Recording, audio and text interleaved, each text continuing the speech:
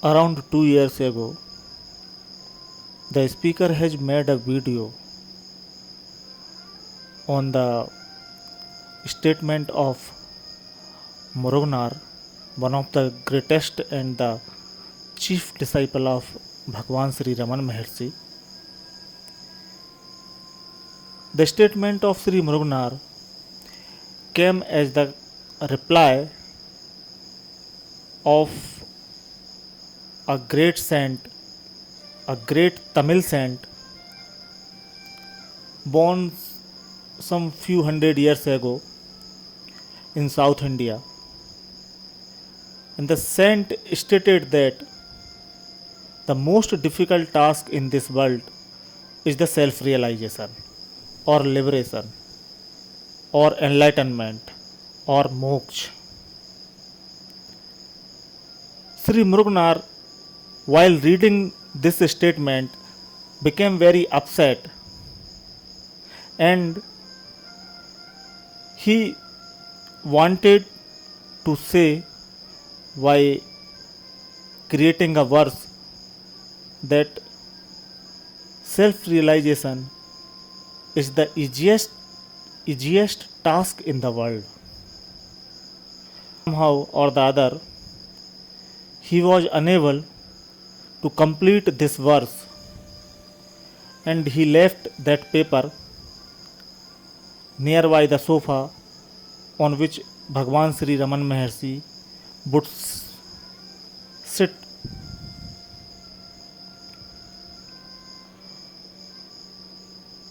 And later on, Sri Bhagwan had completed that verse.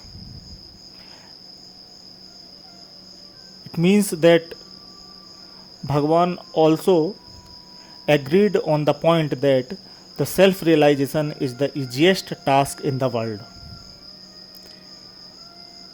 Many seekers or many visitors on the YouTube, while they watched that video, commented that no, it's not true. Actually, they wanted to say that self realization is not the easiest task, and they further argued that if it were the easiest thing to do, then there would have been many enlightened men in this world. So the first thing is this, that this statement, the statement that the self realization is the easiest task in the world, is not of the speaker. It is the statement of the greatest sage, one of the greatest sage of the world, Bhagwan Sri Ramana Maharshi. And he not only said on this line once, he would say this thing time and again. Whenever any devotee or disciple or seeker or any visitor remarked on this point that it is very difficult to be self realized, Bhagwan also rejected this idea, and he would say that no, this idea that the self realization is the difficult task is itself an obstacle. The second thing is that the rarity or scarcity of something does not prove that particular thing is difficult. Just like we just take a very simple instance. We talk about simplicity. Simplicity, by the very word, it means that it must be simple, but it is rare in the world. anything cannot be simple than the simplicity, because the very word denotes that it is simple, but it is rare. How many people you find in this world who are simple, innocent? But it is very easy to be simple, to be innocent. We have to make effort to be clever, but to be simple, it is natural. Every child born a simple being, but by effort he gets complexity. So rarity or scarcity of something does not prove that that particular thing is difficult. So in a similar manner, self-realization is not difficult, but it may be rare, because people don't want to be self-realized. And one who wants to be self-realized, who wants truth alone, it is very simple. And this very thing had been stated by Sri Bhagwan many times. On many occasions, when visitors came to him, he would say that you are already realized. Realization is not something that is to be acquired, because acquisition of something denotes that it is not eternal, it is not present all the time, and the thing which is acquired must be lost in some future time. Therefore, it is not worth acquiring, worth accomplished, worth achieving, because it will be lost in future. So what's the point?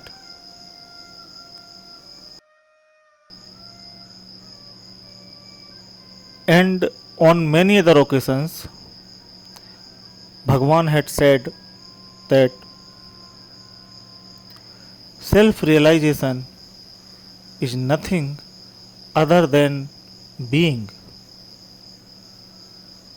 And he said, for instructing this thing, for saying this thing to the people, there are so many scriptures are there, so many religion, so many books, so many gurus are there. Oh the pity, oh the pity. He mentions sometimes that do not meditate, just be. And he sometimes also mentions the statements of Bible that be still and know that you are God. And what can be simpler than being still? You don't have to do anything. You just have to start rejecting your thoughts. Stop believing in your thoughts. However noble, however great, however convincing, however they are about the sayings of the great scriptures, do not believe thoughts, because thoughts are the only obstacle which prevents you, not you. You right now actually behaving as an ego. So you cannot aware of the Atma, the source, the absolute reality, or Brahman, whatever name you may like to call it, but thoughts are the only obstacle. that prevent that Atma to be aware of itself, the source to be aware of itself, or the awareness to be aware of itself. And Bhagwan Sri Maharshi suggests that the origin of or all the thoughts originates from the root thought which he calls I thought or the ego. It is the basis of all the thoughts. So you just have to reject believing in the I thought. And what is I thought?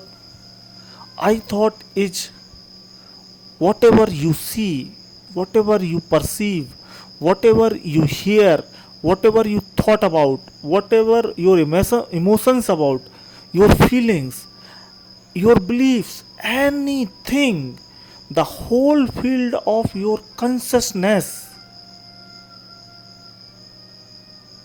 comes under the purview of ego or the mind.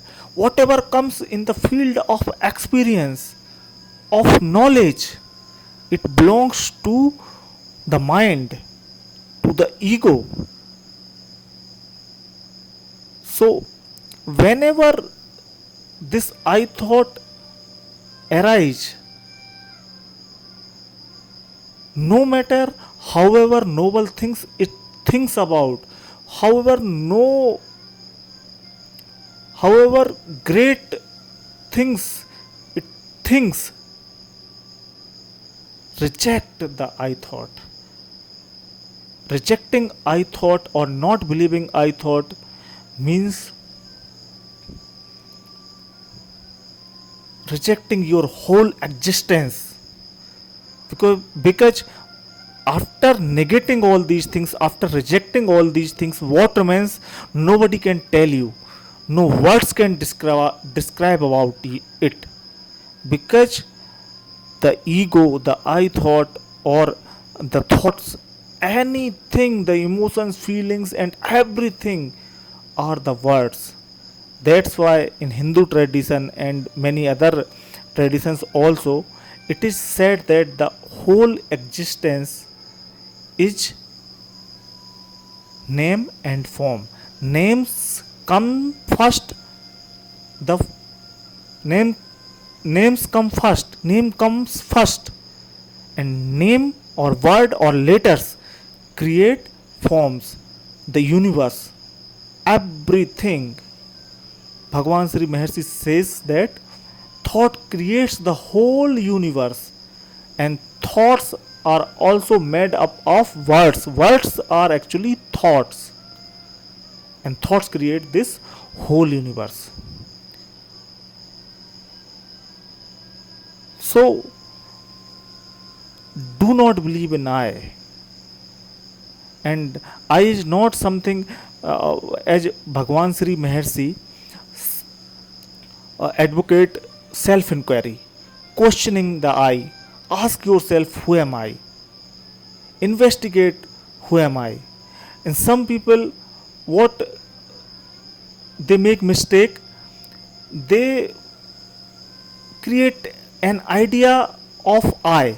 They name something I and then search for the I. So they only see the word, the letter I, not the actual I. Actual I is the thing which perceives your perceptions, which thinks your thoughts, which feels your feelings, emotions, which experience your experiences. So it is not the object which you can look for. Many people wants to dissect it, to study, to analyze it as we study other objects. It is not the object, it is subject. And the funny thing is that when you look for I, when you see the I, you actually start seeing or feeling your source, Atman, absolute reality, because it's the miracle of seeing. Whenever you observe, purely observe, without words, without letters, then you actually perceive the Atma, source. Then there is no ego. Ego is there when you do not pay your attention to the subject, to the ego, to the feeler, to the experiencer. When you pay your when you focus on the objects, when you pay your attention on the objects, then the subject appears there. It does not exist actually, it appears there. As there is a great analogy in Hindu scriptures, that when you do not see clearly, then a rope appears as a snake, and the observer fears about that. No matter however great effort you make to kill that snake, it is not possible, because there is no snake. How can you kill that? The only thing you have to do is to see that clearly. In the similar manner, what appears as the ego, as the I, when you keenly look at it without words, without names, without letters, then you discover that there is no I, there is no ego, hence there is no confusion, no suffering, no problem.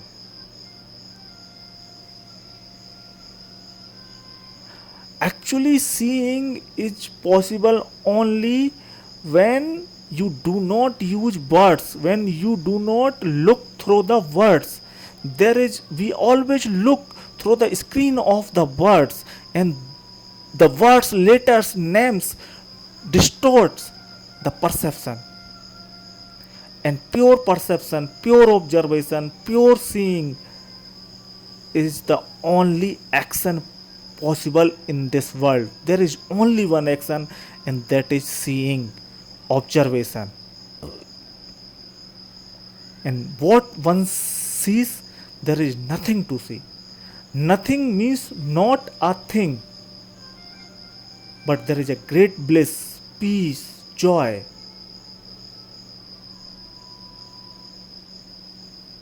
In seeing, in observation. So do not believe your thoughts, do not believe in I. However, it may make you believe in doing some certain things to attain liberation, moksha, self-realization, nirvana. But whatever the I do, whatever the I thinks about, whatever the I, the self, the me, ego, self, I am using the word in the sense of ego. So whenever the I arise, whatever I think, feel, however real it may seem, it creates problem, create confusion.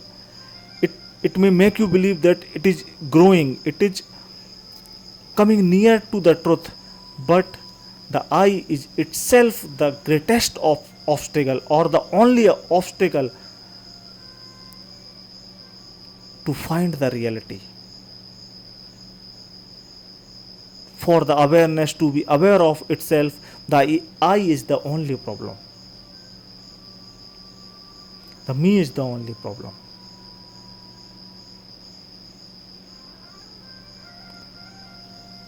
So just be aware. What does awareness means? Awareness means, or what does the evidence in the self means? All these things means be without the words, without the names. Just see. Don't use the words.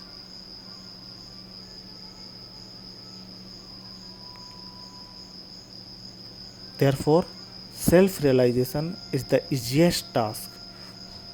One doesn't have to do anything. One actually has to stop oneself from doing and not doing. Whenever minds go outwards, one has to see the I, reject the I, or directly go to the source. Sometimes Bhagwan Sri Ramana Maharshi says that find the source, whence the thought arise, whence the I come from. And when person goes in an advanced stage, he does not have to ask even these questions. He can directly go to the source. He can directly be aware of the source.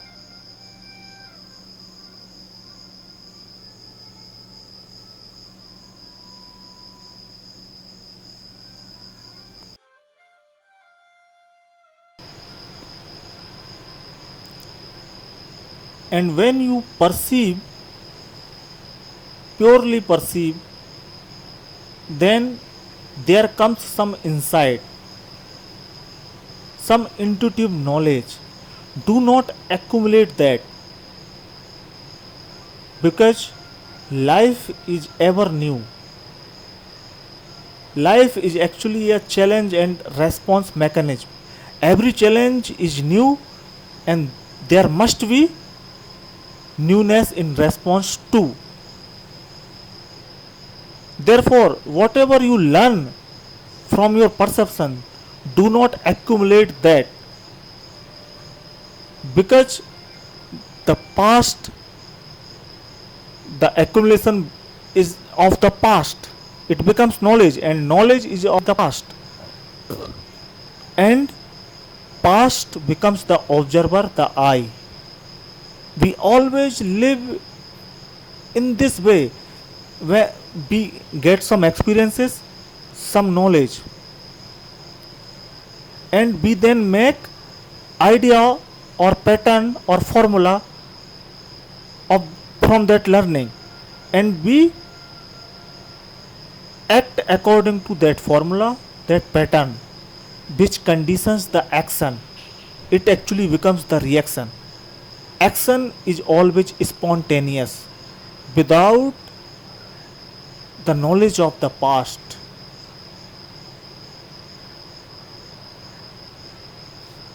Therefore, Jiddu Krishnamurti ji always says that one must be free from the authority of the books, the authority of the gurus, the authority of your own knowledge, experience, your own insights. Just deny that authority. Even the speaker is saying something and you are interpreting that, translating that. Reject this authority also and your own authority. Whatever you learned just a second ago, be free from that. Do not follow authority even of yours.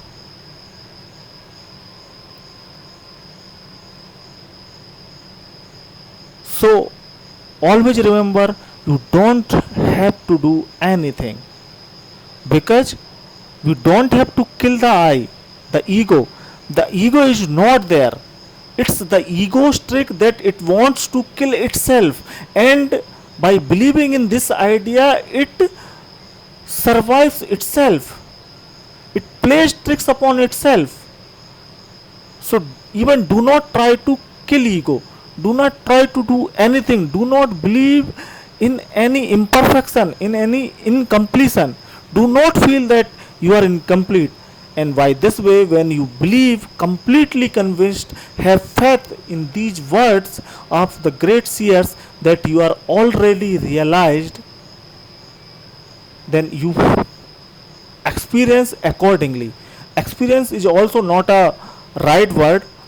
It is a experience late. It is a experience less state when you feel according to your conviction, your faith that you are already perfect, complete, and everybody in this world is already a jnani, self-realized being, perfect, complete. You have to have great conviction about this. And the other thing is that you have to take this world as unreal. Because if you take this world real, then you cannot be free from the I thought and other thoughts. Your mind, your ego always run behind the world and the thoughts, emotions, feeling, experiences, and so on and so on and so on. So you have to take this world unreal. And it is the very fact that this world is unreal, because whenever you turn inward, whenever you trace the source of the ego, the I, you will find that there is no world outside. There is no name and form. However great the difficulty is, however great the suffering you are feeling, if you turn your mind towards the source of the ego, or you want to search or find out what is this I, what is this ego, all the names and forms will disappear. Actually, they do not exist. We never keenly pay attention on them. We never keenly pay attention on the subject, the I, the ego. That's why they seem to appear, seem to exist. So, first of all, you have to be clear on this point that this whole world, this whole existence is not there. It appears and it is obvious. The self, the Atma, is nameless, formless. And when you pay attention to itself, there is bliss, joy, ecstasy, and namelessness, formlessness, timelessness. But when you turn outward, it is the opposite of inwardness. Then the opposite will appear. Then the names and forms are there, suffering, world, confusion, everything you feel there.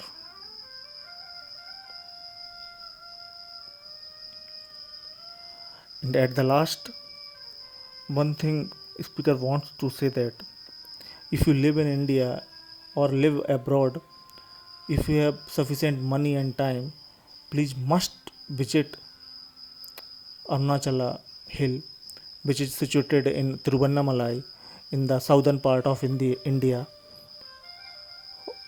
As many Puranas it is mentioned, and Bhagvan Sri Ramana also says many times that it is the most sacred place in the world. The Hindu deity Lord Shiva abodes in Kailas. If the Kailas is the abode of Shiva, then the Arunachala is the Shiva himself, manifested as the form of Lord Shiva himself. Om Namo Bhagavate Sri Arunachal Ramanaय.